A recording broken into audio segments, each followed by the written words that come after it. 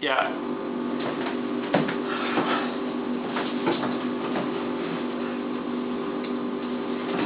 Ladies and gentlemen, members of the media, good afternoon. The president, GM, and current coach of the Wood Ricky Bobby franchise called this press conference today here. I'm going to address a few things, basically here just to make a brief statement. After that statement, we'll be fielding some questions from the media. First and foremost, just want to send some congratulations out to the TMV. Mighty Village on its victory this week over the Wood franchise. We thought we battled our hearts out, just didn't get it done at some positions, but ultimately it's all about accountability, and you have accountability in any profession, whether it's your work,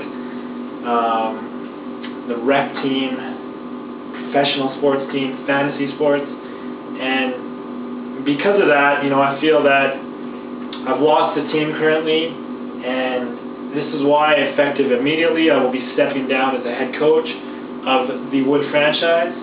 I will continue my role as the general manager of the team and team president, but I'm going to take more of a behind the scenes role.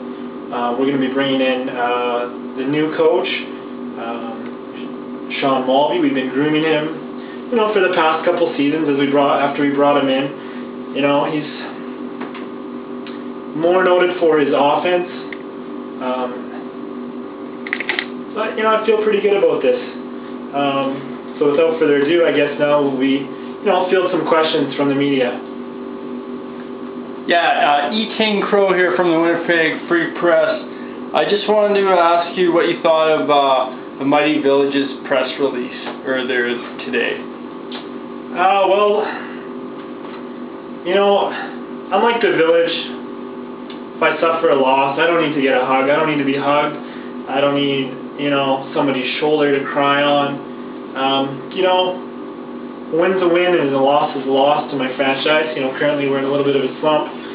3 losses, hence the change that we're making today. Hopefully going forward, try and salvage the season. Try and catch a piece of the Duckett playoffs. Ultimately, I thought it was a little bit of gloating. He's playing this week in an important game and half the team's on a bye, so, we'll see how things work out for him this week. Yeah, Dick Hertzer from the Tribune here. You've lost the last 3 games in a row. It seems like your team's quit on you. Do you really think that promoting from within the organization is the best move? Or should you start fresh with a new face? Ultimately, and we've been in talks with a few guys. We had a couple candidates trying to step forward, once this change. It's been in the talks. It's kind of been going on behind the scenes for a little bit here. A lot of the losses have been piling up. Ultimately, we pride ourselves, our organization, in winning. We've come close a few years ago to winning this whole thing, and then, the last year, it's been kind of a downward spiral. So, ultimately, I feel that the promotion within is the step to go. We had this candidate, some Dean Clayton chump, apparently claims he's 8-0 in some league or something, trying to come in here and thinking that he can right the wrong, but ultimately I think the promotion within is the way to go. I feel confident about this decision, and it's currently not going to be the only thing on the chopping block. I think you're going to see some moves, especially with the trade deadline looming this Friday.